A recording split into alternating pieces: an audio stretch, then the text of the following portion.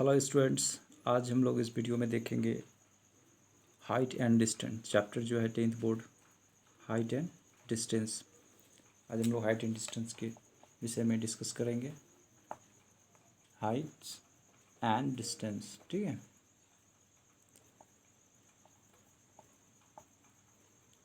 Height and distances के विषय में हम लोग जानेंगे। Chapter height and distances. चलिए देखते हैं। इसमें सबसे पहले हम लोग को जानना होगा कि लाइन ऑफ साइट क्या होता है। सपोज दैट मान के चलिए यहाँ कोई ऑब्जर्वर है, ठीक है, और यहाँ से ऑब्जर्वर जो है किसी पॉइंट पी को देख रहा है, ठीक है। When an observer looks from a point O, okay, at an object P, then line O P is called the line of sight. यहाँ से ऑब्जर्वर जब इस पॉइंट पी को देखा तो ये जो लाइन बना इसको कहते हैं हम लोग लाइन ऑफ साइट, ठीक है। ओके, चलिए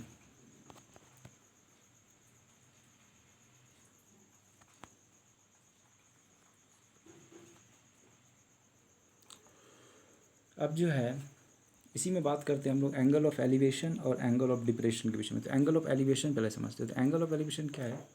जब ऑब्जर्वर पी पॉइंट जब एबव रहता है, ऑब्जर्वर से जब ऊपर रहेगा, ठीक है, ओके, पी जब ऊपर है ऑब्जर्वर से, तो ये हॉराइजन हो गया आपका, ये हॉरिजॉन्टल के साथ और ये लाइन ऑफ साइट के बीच जो एंगल बनेगा ये आपका हो गया हॉरिजॉन्टल, ठीक है। हॉरिजॉन्टल लाइन हो गया ये, इसको हम लोग हॉरिजॉन्टल लाइन कहते हैं।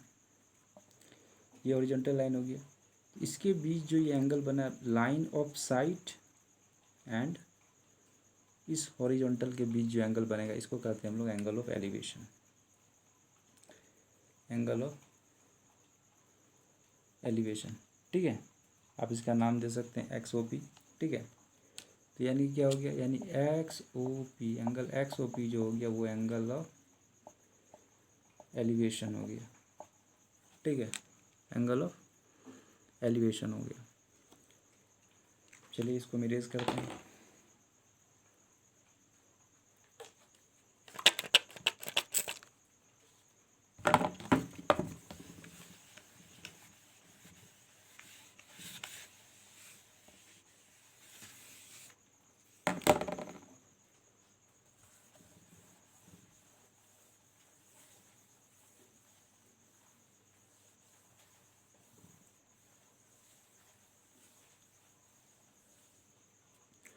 अब दूसरा देखते हैं angle of depression. Angle of depression, angle of depression. Angle of depression में क्या है, देखिए एंगल ऑफ डिप्रेशन इसको समझते हैं। इसमें क्या होता है ना, ऑब्जर्वर ऊपर से जब नीचे किसी ऑब्जेक्ट को देखता है, किसी पॉइंट पी को देख रहा है सपोज, ठीक है, ऊपर से जब आपका कोई पॉइंट है, वो ऑब्जर्वर है, वहाँ से क्या कर रहा है, नीचे देख रहा है ऑब्जेक्ट पी को, ठीक है। तो यहाँ पर क्या होगा, ये हॉरिजॉन्टल लाइन, ठीक है, ये हॉरिजॉन्टल लाइन है, इट्स अ हॉरिजॉन्टल लाइन। सो यहाँ पर जो आपका एंगल बना ए ओ पी, ठीक है ना, ये जो एंगल बना इसके साथ और इस लाइन ऑफ साइट के साथ, यानी ऊपर से नीचे देख रहा है, तो यहाँ जो एंगल बना इस एंगल को हम लोग कहेंगे एंगल ऑफ डिप्रेशन, ठीक है, एंगल ऑफ डिप्रेशन, ठीक है। अब इस चीज़ का यूज़ करके हम लोगों को हाइट एंड डिस्टेंस को सॉल्व करना है। अब बेसिक्स जो भी हम फॉर्मूला पढ़ा चुके हैं पिछले चैप्टर्स में, जो भी ट्रिग्नोमेट्री का चैप्टर 10th बोर्ड का वो मैं पढ़ा चुका हूँ। आप उसको देखिए, चाहिए लाइक शेयर सब्सक्राइब कीजिए, प्रैक्टिस कीजिए उसको, ठीक है।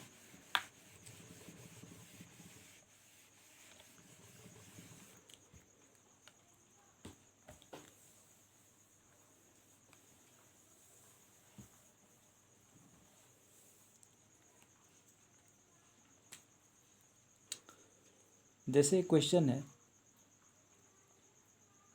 आपका, एक वर्टिकल पोल है, a vertical pole stands on the level ground, okay, एक वर्टिकल पोल है जो कि लेवल ग्राउंड पे स्टैंड है from a point okay on the ground 25 metre away from the foot of the pole.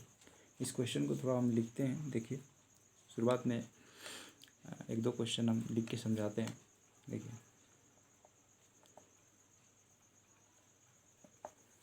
A vertical pole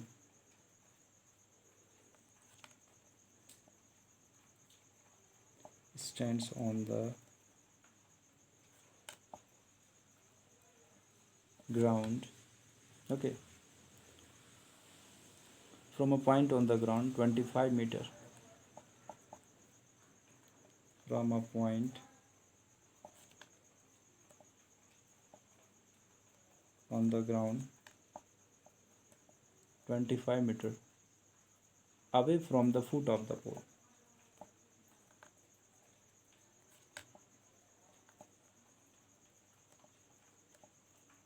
foot of the pole, ठीक है।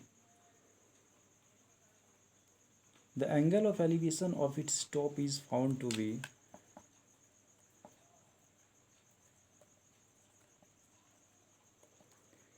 elevation of its top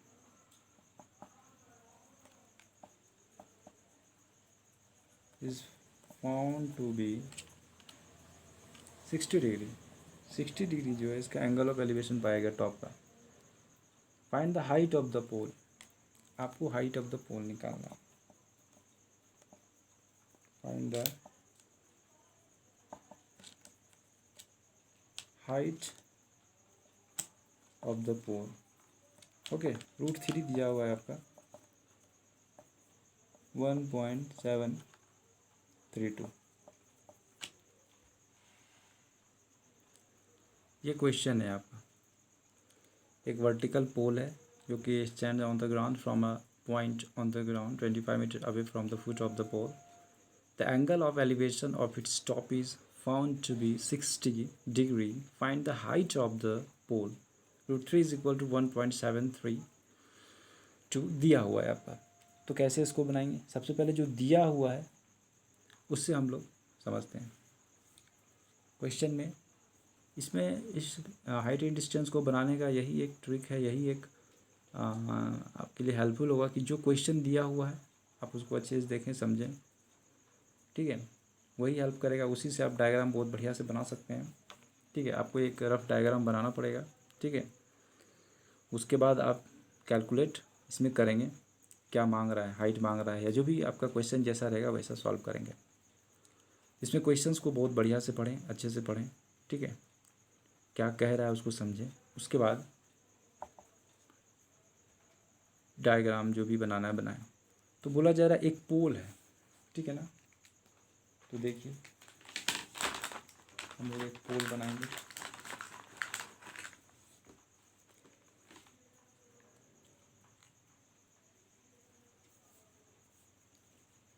तो मान के चलिए बोला जा रहा है एक पोल है जो कि आपका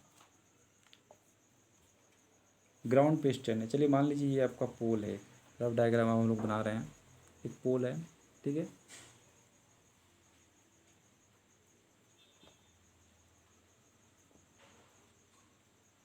और ये जो है आपका बोला जा रहा है ग्राउंड पे, तो आपका आ गया from a point on the ground 25 metre away from the foot of the pole. मतलब एक पॉइंट है वो जो कि 25 metre away from the foot of the pole है। हम लोग ले लिए 25 metre away from the foot of the pole, ठीक है। ए बी जो है आपका, ये जो आपका ए है, ये बी है, ये आपका पोल है, ठीक है। ये पॉइंट ओ है, ठीक है, जो कि 25 metre away from the foot of the pole. तो फुट ऑफ द पोल यही होगा, ठीक है ना। अब देखिए the angle of elevation of its top is found to be. तो एंगल ऑफ एलिवेशन का क्या मतलब होता है? एंगल ऑफ एलिवेशन का मतलब जब ऑब्जर्वर नीचे से ऊपर किसी पॉइंट को देखता है, यानी कि जो पॉइंट होता है जिसको देखा जा रहा है वो ऊपर है, तो होराइजन के साथ यानी हॉरिजॉन्टल के साथ जो एंगल बनेगा वो आपका हॉरिजॉन्टल लाइन के साथ जो एंगल बनेगा और लाइन ऑफ साइट के बीच जो एंगल बनेगा वही आपका 60 एंगल ऑफ एलिवेशन होगा। तो यहाँ पर टॉप ये है पोल का, तो ऐसे ये देखा ऑब्जर्वर यहाँ से, तो ये मान के चलिए आपका दिया हुआ है इसमें, यही आपका क्या होगा, एंगल ऑफ एलिवेशन होगा 60 डिग्री। ठीक है, अब आपका ये डायग्राम बन गया क्वेश्चन के अनुसार। अब आपको निकालना है find the height of the pole, ये हाइट निकालना है हम लोगों को। ठीक है, तो हाइट ये है आपका h, यानी ए बी निकालना है। तो इसमें करेंगे क्या, आप ऐसा रिलेशन लीजिएगा कि जिसमें कि जैसे 1060 है, तो 1060 इक्वल टू क्या लेंगे, P/B होगा, मतलब ये निकालना है हमको, ये और ये दो पता रहेगा हमको। ठीक है, तो इस तरीके से आप बना सकते हैं। 3 चीज़ है अगर, तो 2 चीज़ पता है तो तीसरा चीज़ निकल सकता है आराम से। ठीक है, इक्वेशन में। तो देखते हैं इसमें क्या किया जाएगा। अब हम लोग निकालते हैं यहाँ पे 1060 डिग्री लीजिए। इन ट्रायंगल जो है आपका क्या करेंगे, AOB में, ठीक है, in right angle triangle AOB,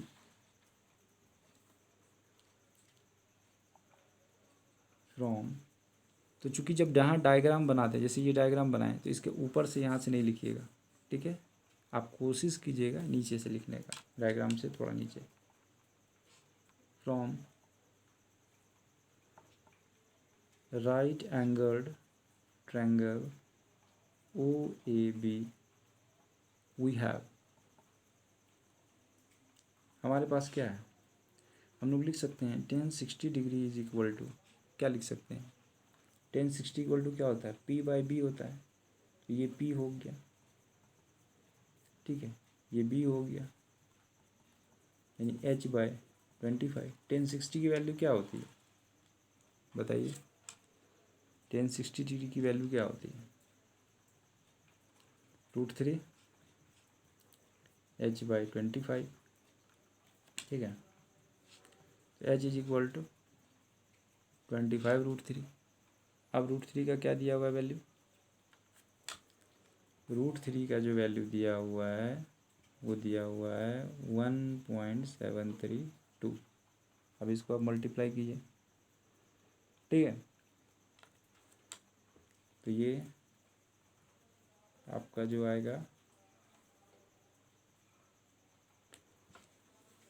43.3 के आसपास होगा। ठीक है, तो इतना जो हाइट ऑफ द पोल हो गया वो क्या हो गया आपका 43.3 मीटर। ठीक है, चलिए अब इसका देख लीजिए, therefore height of the pole, ठीक है ना, hence height of the pole is equal to 43.3 metre. ये हो गया आपका आंसर। ऐसे जो है आपको बनाना है। ठीक है, और इसमें आप ऊपर में अगर मानना चाहें इसको, ये तो मैंने बनाने का प्रोसेस बताया कैसे बनाएंगे। ठीक है, इसको यहाँ पर आप अगर लिखना चाहें तो जैसे कि लेटेस्ट कंसीडर, आपने AB को क्या माना, AB पोल माना आपने। ठीक है, जो कि लेवल ग्राउंड पे है, वो जो है वो पोजीशन, वो जो है वो पोजीशन ऑफ द क्या है आपका, कोई पॉइंट है। ठीक है, ऑब्जर्वर का ओ ए इक्वल टू इतना, ओ बी इक्वल टू इतना, तो इसमें आप लेटेस्ट कंसीडर करके वो लिख सकते हैं। ठीक है, लेटेस्ट कंसीडर करके आप वो लिख सकते हैं कि लेटेस्ट कंसीडर ए बी जो है क्या है, let us consider A B is a pole. Okay, वो is the point of the observer. ठीक है, वो is the point position of the observer. Okay, वो is the position of the observer. Angle A B equal to 60 degree. Okay, O A is equal to 25 degree. ये सब let us consider करके आप लिखेंगे, और ए बी इक्वल टू आप H ऊपर मान लेंगे, लेटेस्ट कंसिडर में ही वो आ जाएगा। इसके बाद आप ये आप लिखेंगे, इसके बाद इस तरीके से आपको सॉल्व करना है। ओके, ये तरीका है। तो उतना मैं लेटेस्ट कंसिडर करके नहीं लिखूँगा, वो मैंने बता दिया आपको, आप उसको समझें। ठीक है, मेन जो वर्क है वो मैं कर दे रहा हूँ यहाँ पे। इस क्वेश्चन को मैंने सॉल्व कर दिया है, आपको लिखने के लिए आप लिख सकते हैं latest consider A B is the pole. Okay, is equal to height of the pole is equal to h metre. Okay, O is the position of the observer. O equal to 25 metre. Angle AOB equal to 60 degree. ठीक है, इस तरीके से आप लिख सकते हैं, है ना. तो एक और क्वेश्चन देखते हैं, दूसरा.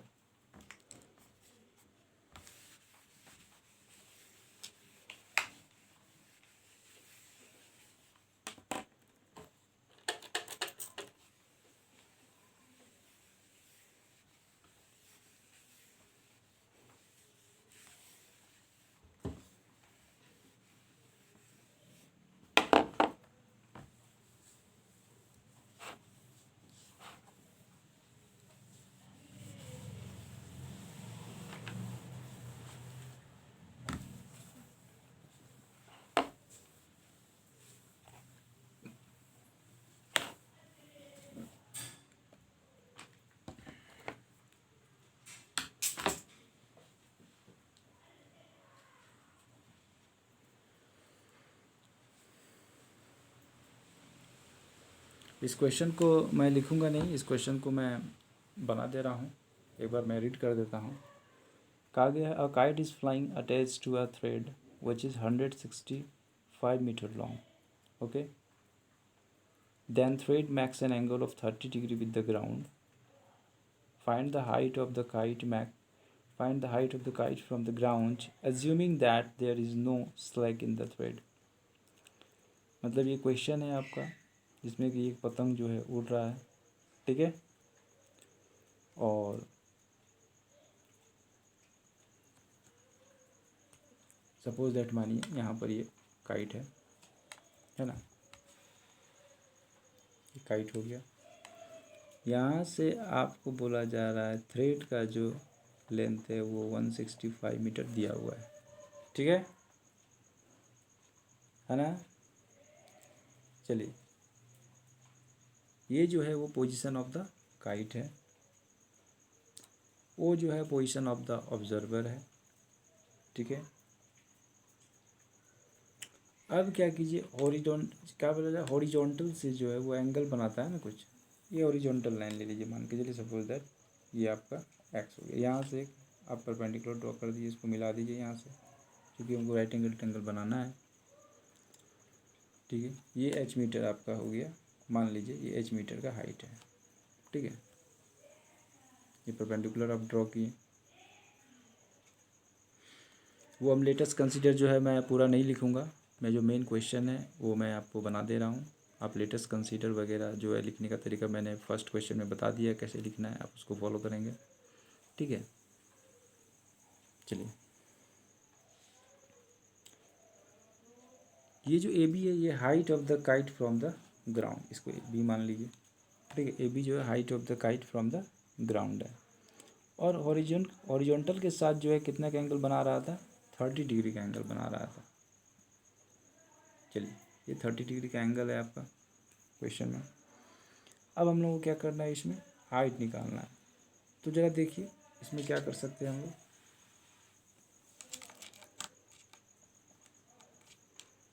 From right angle triangle O A B में हम लोग क्या लिख सकते हैं. देखिए, साइन 30 इक्वल टू यानी पी बाई एच का एक रिलेशन होता है, जिसमें कि हमको 30 पता है और 165 का भी लेंथ पता है, तो ये आराम से निकल जाएगा. इसमें अगर 10 थीटा लगाएंगे तो पी बाई बी होगा. तो ये भी अननोन है, ये भी अननोन है, तो कैसे निकालेंगे. तो कोशिश करना है जिसमें दो चीज़ पता हो, तीसरा आराम से निकल जाएगा. तो sine 30 degree is equal to हम लोग क्या लिख सकते हैं, पी बाई एच यानी O by A B by O A. Sine 30 की वैल्यू क्या होती है, 1/2. आप पुट कीजिए, ए बी एच है. ठीक है, और ओ ए की वैल्यू है 165 sine 30 equal to P by H 1/√3 sine 30 का वैल्यू. अब इसको देखिए, एच इक्वल टू डायरेक्ट हम लोग क्या लिख सकते हैं 165/√3 लिख सकते हैं। हाँ सॉरी 1/2 होता है ना sin 30 का वैल्यू 1/2 होता है। sin 30 का वैल्यू 1/2 होता है। देखिए sin 30 इक्वल टू 1/2 तो हो जाएगा 165/2। ठीक है, वैल्यू वगैरह जो इसका चैप्टर हम पढ़ा चुके हैं, आप उसमें देखिए जाके सारा वैल्यू हम निकालने के लिए ज्योमेट्रिकल मेथड से बताएं, उसको देखेंगे। sin 30 की जो वैल्यू होगी वो 1/2। ठीक है, आप इसमें डालिए और ये आपका जो वैल्यू होगा एच का वो निकल के आ जाएगा 82.5। ठीक है, तो हेंस आप लिखेंगे, हेंस जो आपका हाइट ऑफ द काइट हो गया from the ground, hence the height of the kite from the ground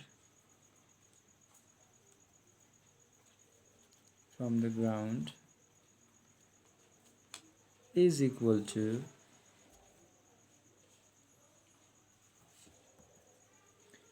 82.5 metre. अब इसको डिवाइड देके देख सकते हैं, है ना। यहाँ से काटिएगा तो ये 2 8 जा 16 हो गया, 2 2 जा 4, 2 5 जा 10। आएगा समझ में? इस तरीके से आप बनाएंगे।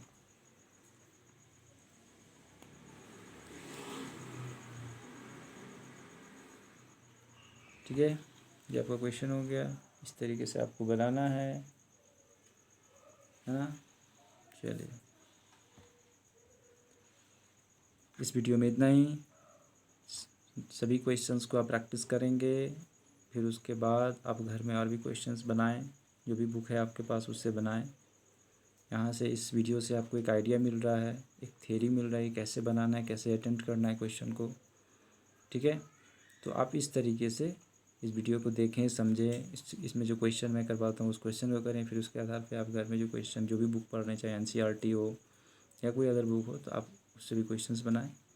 ठीक है, और इस तरीके से और भी मैं क्वेश्चंस करवाऊँगा हाइट एंड डिस्टेंस में। ठीक है, आज 2 ही क्वेश्चन मैं करवा रहा हूँ। If you like this video, please like, share and subscribe my channel. Thanks for watching.